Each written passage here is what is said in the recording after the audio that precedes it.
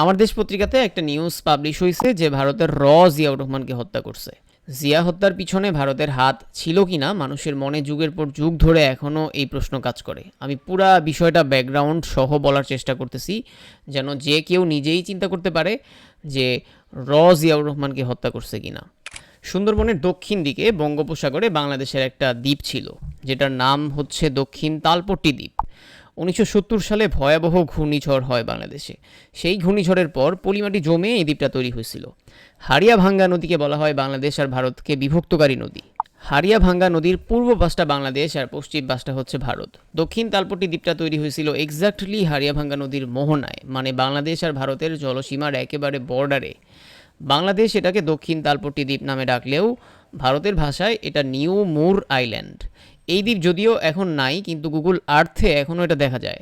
হারিয়াভাঙ্গা নদীর পূর্ব পাশে হওয়ার কারণে দ্বীপটা বাংলাদেশের জলসীমার মধ্যেই পড়ে। 1974 সালে বাংলাদেশ আর ভারতের মধ্যে ইন্দিরা মুজিব চুক্তি হয়। ইন্দিরা মুজিব চুক্তিতেও হারিয়াভাঙ্গা নদীর মাঝ বরাবর বাংলাদেশ আর ভারতের সীমান্ত ধরা হয়। সেই সীমান্তেও দ্বীপটা ছিল পূর্ব পাশে, মানে সেটা বাংলাদেশের অংশ।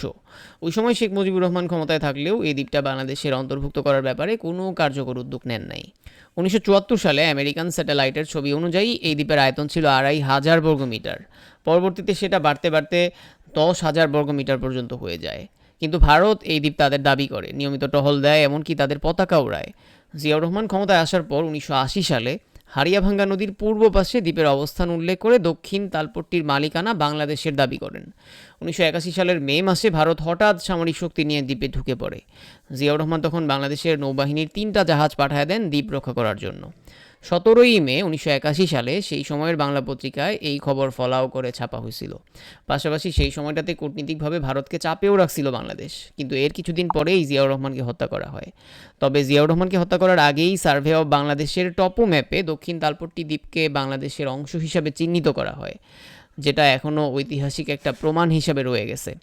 2010 সালে দ্বীপটা পানির নিচে চিরতরে চলে যায়। জিয়াউর রহমানের নীতি যে ভারত সহ্য করতে পারতেছিল না, সেটা ইতিহাসে খুবই স্পষ্ট।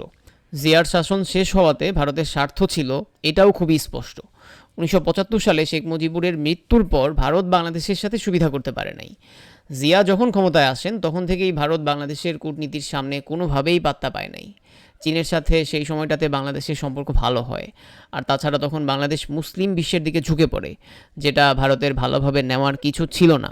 সো জিয়াউর রহমানকে হত্যা করার পিছনে যে ভারতের হাত নাই, এটা স্পষ্ট করে বলার কোনো উপায় নাই।